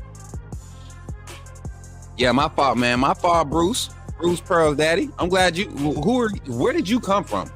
Never seen the comment. You know, that's what you have to wonder, man. You have to wonder what people want. Where have you been? I've never seen you, Bruce Pearl's daddy. I've never seen you. Where you come from? How did you find the show? Welcome in. I want to try to correct me. The Bolts have the best helmets. No, they don't. You know who got the best helmets in the NFL right now, though? For real, for real. And it's just because of the classic look, man. The Green Bay Packers. I don't know what it is about that ugly yellow. It's just the best. That classic look does it for me, man. It does it for me. The Raiders. You know what? Bump that. I'm gonna stick with the OG Raiders. OG Raiders got the best helmet. How many votes we got in the chat, man? We had 25 votes. Let's get it in the poll. Let's see what we got. Houston, 70%. Los Angeles Chargers, 29%. So 70% of y'all think Houston is going to win it. Solid. Who is this? Who texting me? Who texting me, man? Okay. 2 seconds, y'all. I'll be right back. It ain't that bad. Y'all know what time it is. Hey, stick around. 2 seconds. I got something for you. I might have something for y'all. Give me a second, all right? Give me a second. I'm sorry. I'm gonna put y'all on this while we wait.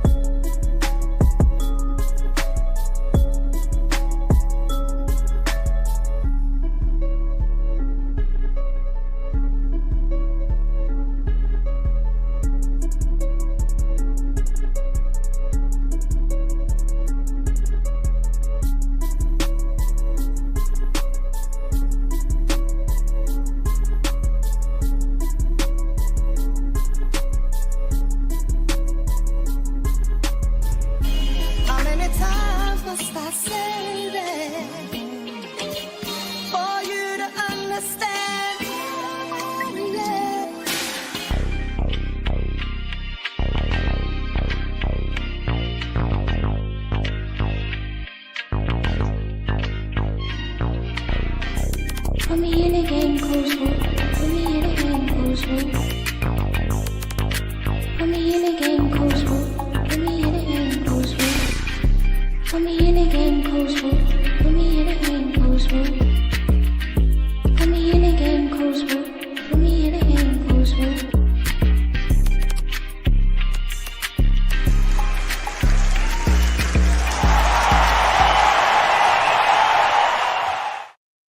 We back, man. We back. I hope y'all ready for some more talk.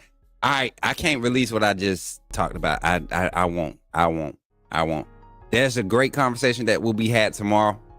Just wait. Trust me. If you haven't trust me yet, you know what?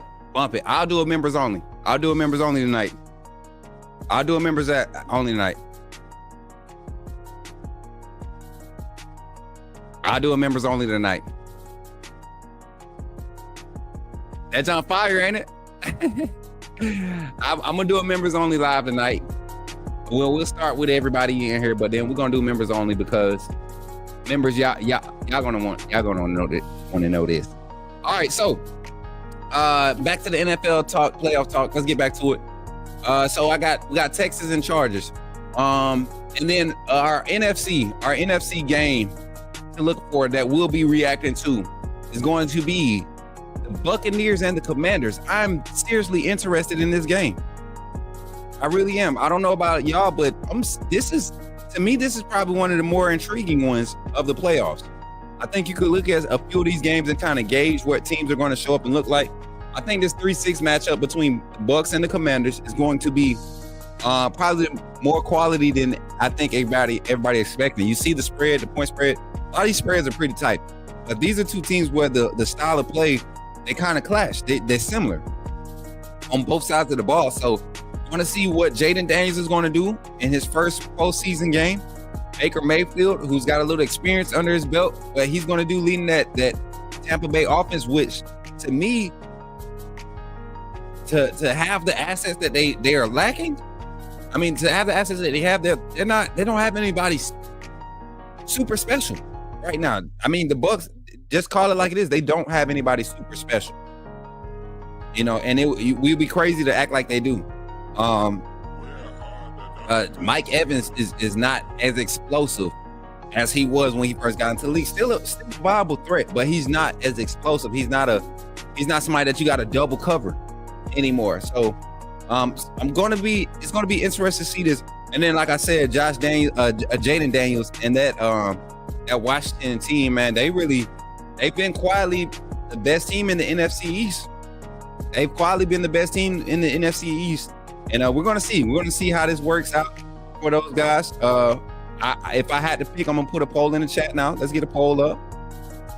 Who we got, Buccaneers or Commanders? I purposely picked those two games because I know not many of those fan bases are in here. And I think that's a quality game.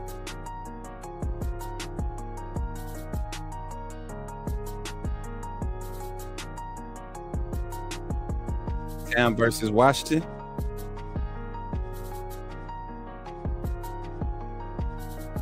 Put the poll in the chat for y'all. A little quick synopsis of my thing. I think if I had to pick a winner for this game, I'm going with the Bucs. I'm going with the Commanders. I like Jaden Daniels to make a few more plays and kind of continue this Cinderella story or this kind of rookie type season. I think we see Jaden Daniels continue to ascend this first game. Now the next matchup against possibly the Eagles or the Packers, I think if he sees that Eagles defense, you know how they're going to attack him. They're going to dial it up. They're going to see. And Jaden Daniels, he's probably one of the few young quarterbacks in the league right now that I think could have some success early on, but it would have to be like early on for him to get rolling against that Eagles defense. And the Packers defense is good also. Their offense has came along. Jordan Love and the Packers offense has came along this season. I think this is some good playoff brackets to look forward to, y'all. I think these are some solid playoff brackets to look forward to for the upcoming NFL playoffs. And that's our NFL playoff talk, man. That's the NFL playoff talk for today. Let me see what we got in the poll. Let's see if we can get enough votes in that mug before we close it out. Come on, y'all. Let's get 6 more votes. We need 6 more votes on the poll in the chat.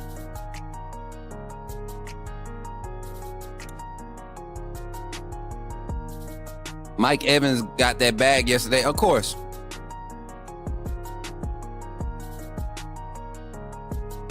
Hey, the thing is, man, the funny thing is people, and I said rookie year, I was talking about the build up from this rookie year, but a lot of people won't look at the fact that Jalen Hurts when he went to Oklahoma, he didn't necessarily do anything much different as far as his passing game. They just called a different style of play calling to make his skill set look good. Jalen threw on the run a lot at Oklahoma.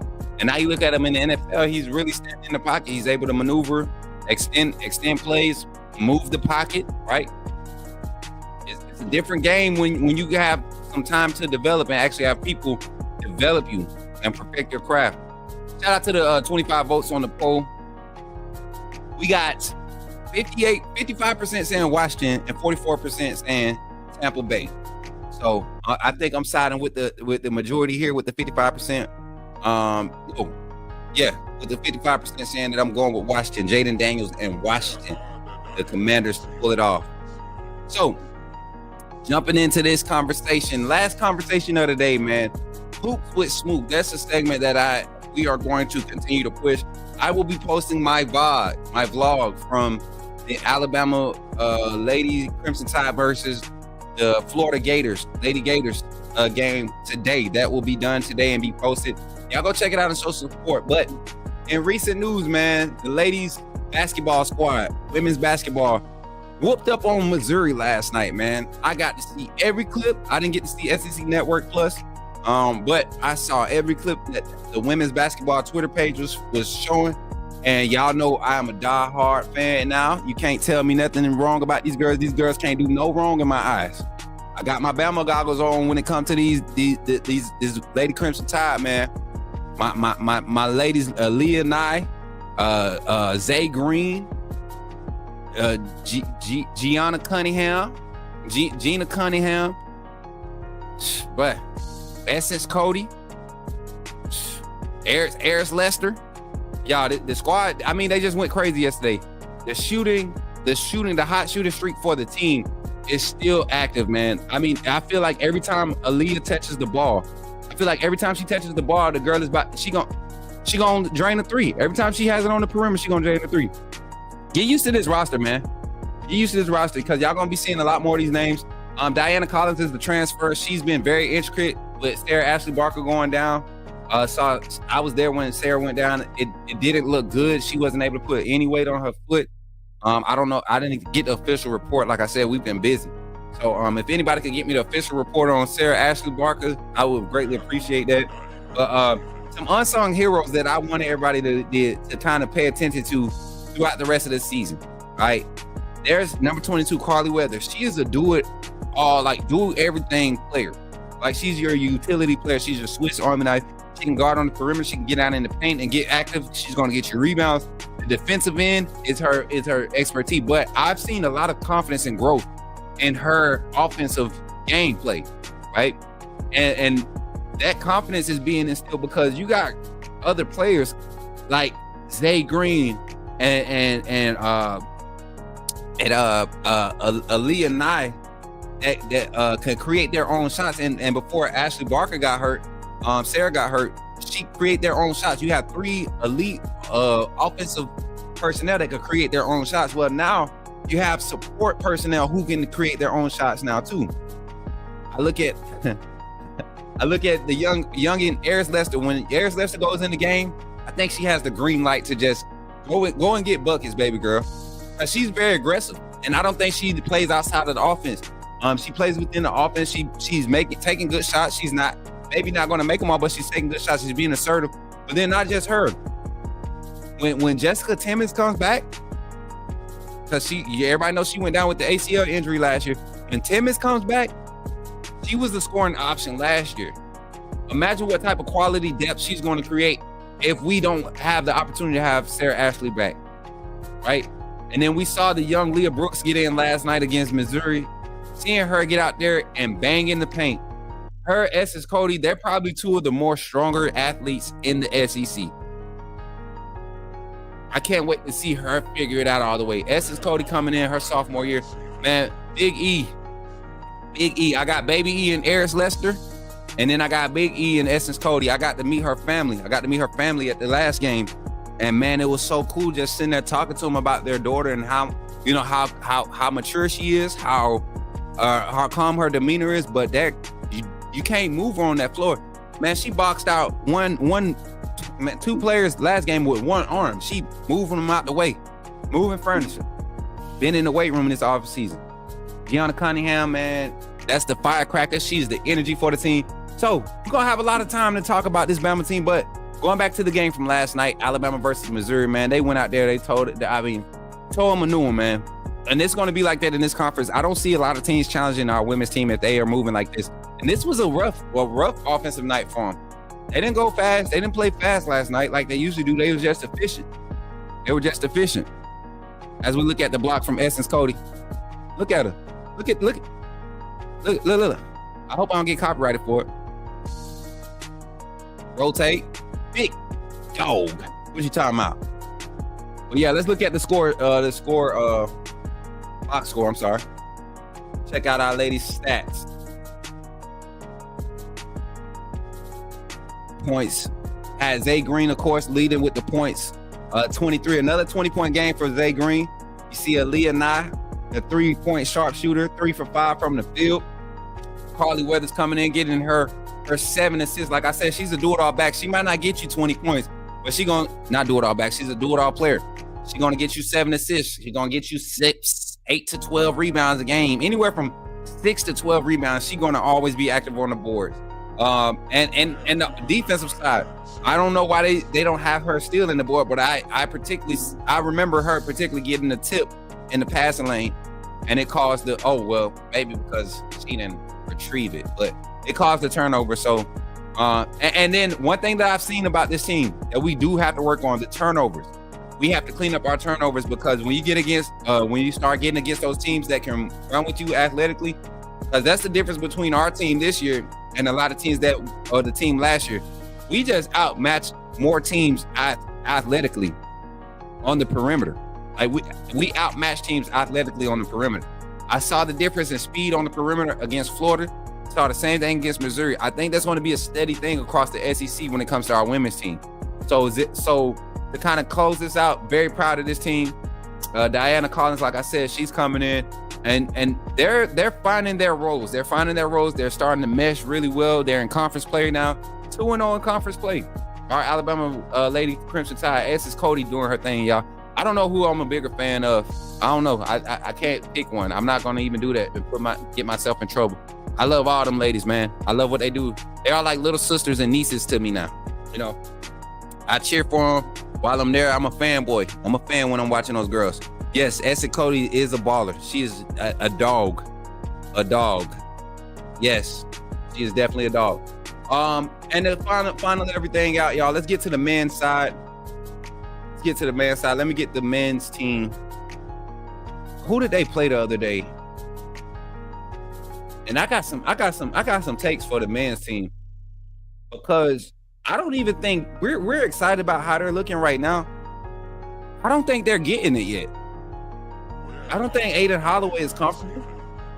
I don't think Mark Sears is back, to mid-season form. I just don't think they're getting it yet, and they look great.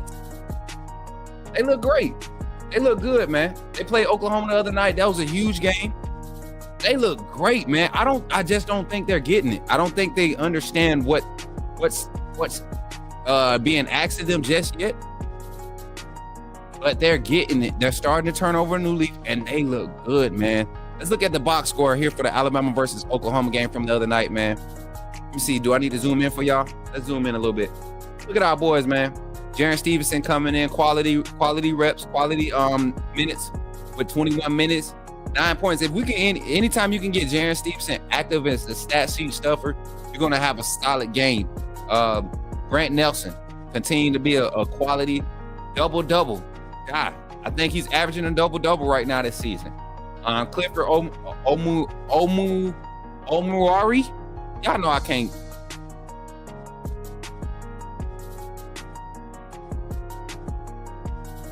Y'all better not. Don't do me. Anyway, Big Cliff coming in. That having Cliff in the paint makes a total difference. Pulling Grant to where he's able to play on the perimeter, help out in the paint on the defensive end, but really focus on being a perimeter defender and getting active on the offensive end. That's why you've seen his stock increase. Mark Sears popping off, man. Like I said, I don't think he's even got his midseason form back yet, and he looks good. He looks good. Looking at the bench, Darian Reed. I love Darian Reed coming off the bench for us. Young guy. I think he has a bright future. Mohamed Dembute, I want to see him a lot more active on the board, and we got to keep him out of foul trouble. I think he gets inside his head too quick, man. He's a very athletic guy, going to be able to defend every position on the floor. Just got to be more disciplined. Slide your feet. You got the athleticism. Slide your feet, and then be a hustle guy on offense all the time. Get the scrappy plays. Get the scrappy putbacks. That's what you're here for. Aiden Sherrill, another young guy that's going to be, once he slows down and let the game come to him, going to be crazy. And then, of course, Aiden Holloway, the Auburn transfer, still has yet to peak or push through and give us that flash that we saw him play with at Auburn. But most players like him, they show up in big moments. I wouldn't be surprised to see him just remain kind of under the radar the rest of the season. But to see him, let him come on and in the tournament time, if Mark Sears or Phelan LeBaron is struggling offensively, right? The young guy LeBaron who's been going crazy. A guy like Aiden Holloway is going to be very intricate. And to even see Phelan get the type of minutes that he's getting now, it lets you know that he was a quality pickup in this signing class. So again, like I said, our Crimson Tide, they looking like a team in midseason form, and I don't even think they figured it out yet. I mean, like, for them to be at this point in the season, they're performing at midseason form, and I don't even think they figured it out. Like, I still see moments where there's maybe a mix up here and there, and it hasn't caused us to miss a step. So, college basketball, be aware, be very afraid, be very afraid. Alabama has women's and men basketball team. I am guaranteeing you all, barring injuries or a crazy drop-off game, both of these teams will be in the Final Four. Our ladies team probably has a much tougher test, right? Because some teams, they don't recruit. We don't recruit the same as other schools. Some of these other schools got 6'5", 6'6", big guy, big women, right? I ain't gonna say big women. 6'5", 6'6" players. I don't want to get counseled. I say big women. Can I say big girls and they not get offended? Y'all think they'll get offended? I'm gonna ask Eris, what do we call the big ladies what do we call the bigs on the court for the ladies? What do we call them?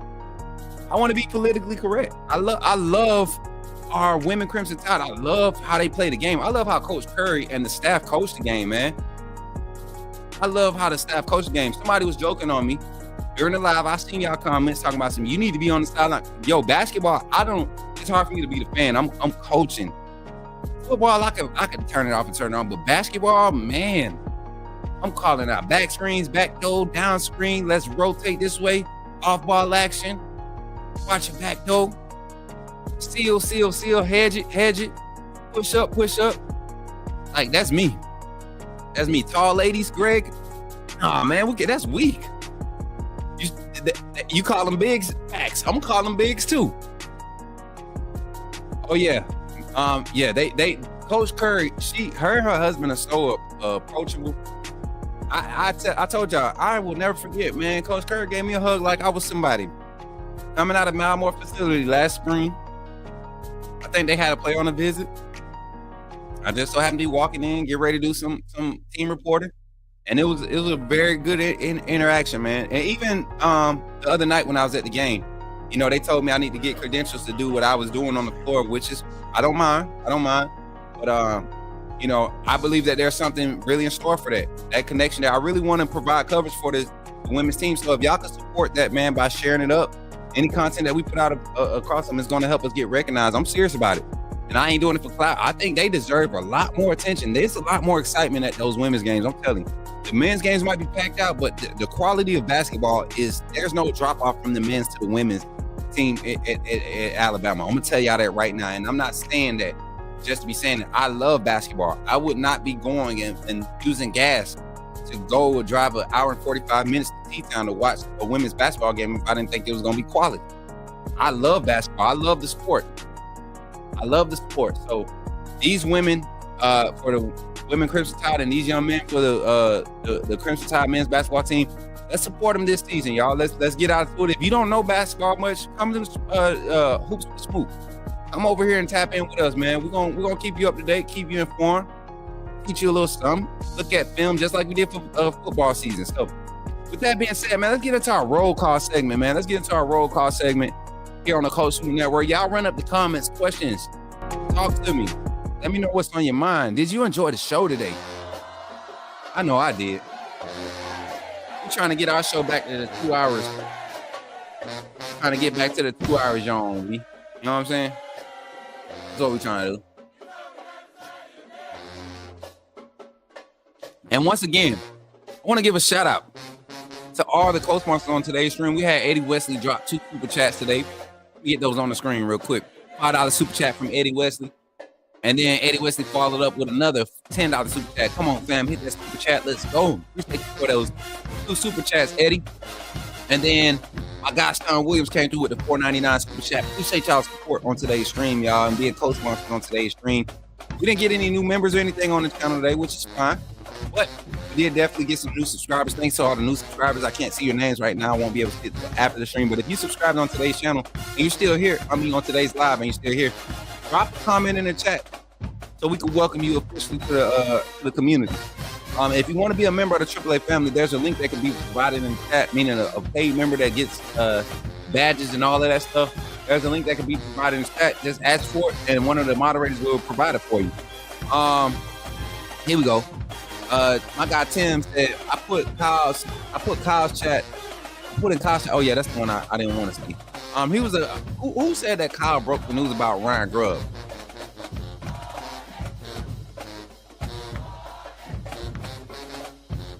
She is a class act. What up, Wade? Oh, that juice good. Awesome show. Appreciate y'all, man. Appreciate y'all. No questions, no comments. Nobody got nothing. I just want to give y'all a chance to talk. We had a great show today.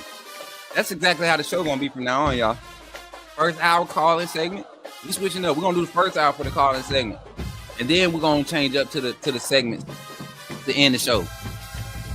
John, someone. Yeah, I seen that. Yeah, I wish I would have got that comment. I wish I would have got that comment.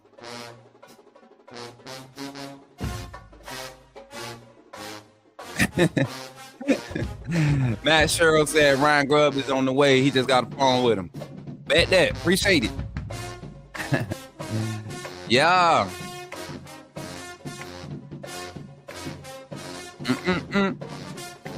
Yeah, that boy said Kyle Henderson put it out first. Oh, well, that's where you heard it first, I guess. Hey, run the likes up on the stream, man. We at 112. Can we get to 115, 120 before we end the live? We got about 2 minutes before we end the live.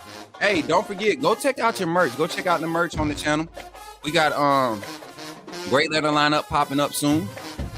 So make sure y'all go check that out. Like I said, we got a lot of things popping here on the Coach Smook Network, y'all. Don't forget to gaming content. We got gaming. The gaming community will be kicking off December 21st. We'll be kicking off the gaming content so that you all can get lively in this thing, man. Get lively in this thing. We're going to get the community to interact. Well, we still do what we do. Do what we do here at the Coach Smook Network. We provide gaming content. So if you want to get in the gaming community and you want to join it up and be in the tournaments and everything, stay tuned into the Discord. That's where all the announcements about it will be. And we're going to have some fun doing that. We're going to start doing our gaming nights again on Wednesday nights where we open up the community. We do challenges live. I'm trying to line up a few matchups against some celebrity content creators or gamers, former players and all of that. So, yeah, Cam Newton. If it's anybody, any way at all possible, I want to see Cam Newton on them sticks, y'all. He's actually good at NCAA. He's one of the few that's actually good. I see Travis Hunter play doo-doo. I'll blow Travis Hunter out. I'll blow him out. It's a few of them out here. But I really want to do is I want to play for the crown. I want to be crowned as the best Alabama content creator. Best Alabama covered team reporter, whatever you want to call me, best content creator on the web in NCAA when it comes to hosting Alabama. Who want to play me for Bama? Content creators. I'm issuing a challenge, man. Oh, man. Greg, stop, man. Smook, I really want to get back into watching Bama college hoop, but I'm still a little traumatized from the Coach Green and Coach Johnson days. I rock with you, though, and see what's up. Man, Johnson, okay, Avery Johnson days weren't that bad, man. He didn't necessarily have the support of the alumni and the boosters, kind of like Nate Oates did, right? But Avery Johnson didn't do good in recruiting. He didn't relate with a lot of players in recruiting. He thought he was running the NFL organization, and I mean NFL, not NBA. He thought he was in the NBA still, and that ain't the case, man. But yeah, it's gonna be a good day, y'all. It's gonna be a great day. Thank you for the 115 likes on the stream on YouTube. We're ending the show with 480 total viewers between Twitter, YouTube, and Instagram. Let me see how many we had on Instagram. We had a lot of people popping on Instagram. Oh, snap. We have had a lot of people jump in on Instagram. Let me go over here. Rodman, Loving Love, BT Sports, Jimmy Bollinger, Strong Point Fitness, Kmart, Tony K, Brody Wilson, DMB, King Family Reaction tapped in on Instagram and YouTube. I see you, brother. And my brother, Jay Boog, man. What's up, Jay Boog, over there on Twitter? Y'all love the HBCU background on it. Y'all love the HBCU stuff. That neck, that's that Howard, boy. Come on. Hey, man, listen. I'm not gonna lie, I wasn't following Bama basketball back when Grant was a coach. I wasn't, so I can't speak on it. I remember the Avery Johnson era, though. I wasn't following it as closely. I was following it by association. Put it like that. I've been Bama everything. If I'm Bama basketball, if I'm Bama football, I'm Bama basketball, soccer, tennis. I don't see how people could be a Florida State football fan and a Duke basketball fan. Not only are you cheering for another team, but you're cheering for another team in your conference that you like it's crazy. Weird much? Weird much?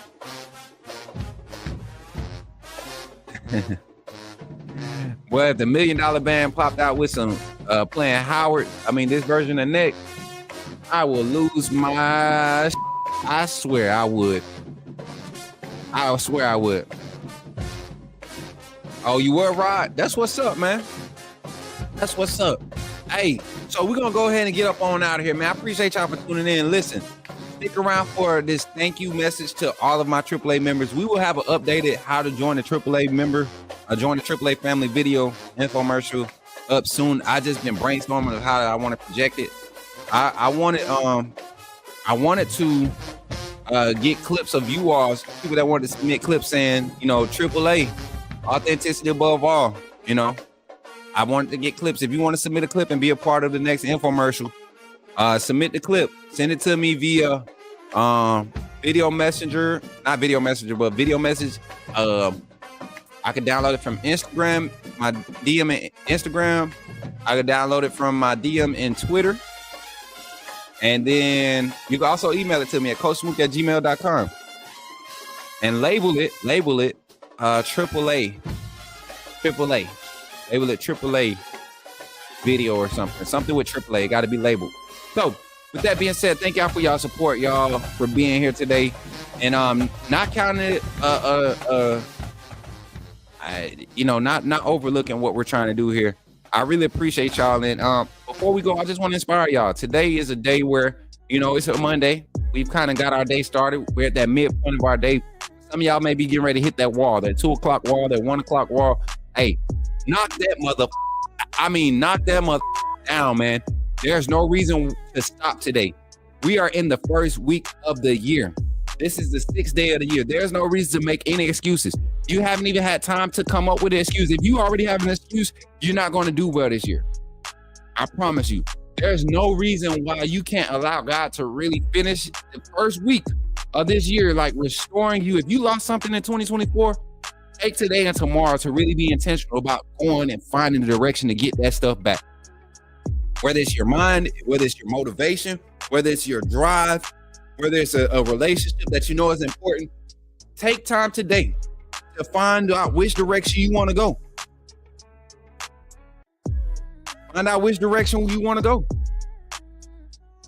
And be intentional about it. Ask God to really give you a heart to pursue your dreams, to pursue your goals today. And give yourself space to commit the right energy to it. Don't just expect it to happen because you said something about it, but say it, believe it, and actually open yourself up to achieve it. Focus on the things that matter. A lot of things we give our attention to don't matter. Focus on the things that matter and watch what God will do. I'm telling you, it's the 6th day of this new year. There's no reason to be making excuses. There's no reason. Why? Why make an excuse today? Why make an excuse today? You got 359 days left. You want to go another 300 some days making excuses? No, cut it out. Let's get to it today, y'all. And so y'all be inspired today. Get to it. Trust God in everything that you do and watch him work. Watch him work for you. But you got to commit to it. You got to be willing to commit to it. I appreciate y'all for tuning in today. This is the Coach Smook Calling Show. And if you see me in the streets, holler at me and say, put me in the game, coach. I'll catch y'all on the next one. Much love, y'all. How many times must I say